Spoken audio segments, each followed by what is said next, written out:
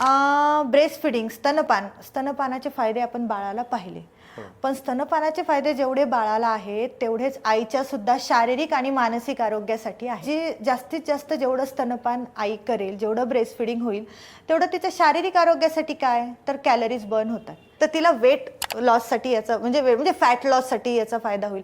त्यानंतर breast feeding करणाऱ्या मातांना कार्डिओव्हास्क्युलर डिसीज, टाईप 2 डायबिटीज ह्याचा धोका खूप कमी असतो. आणि सगळ्यात महत्त्वाचं म्हणजे breast feeding is the best vaccine against breast cancer. ही एक स्टडी आहे की ब्रेस्ट फिडिंग हे पर इयर ब्रेस्ट फिडिंग हे 15% ब्रेस्ट कॅन्सरचा धोका कमी करतं. ही एक खूप छान स्टडी आहे. म्हणजे जर 1 वर्ष तिने ब्रेस्ट फीड केलं तर 15% ब्रेस्ट कॅन्सरचा धोका कमी, 2 वर्ष केलं तर 30%, 3 वर्ष केलं तर 45%. असं करत करत जेवढं एक्सटेंडेड ब्रेस्ट फिडिंग होईल तेवढा तिच्या आयुष्यात ब्रेस्ट कॅन्सरचा धोका कमी होईल.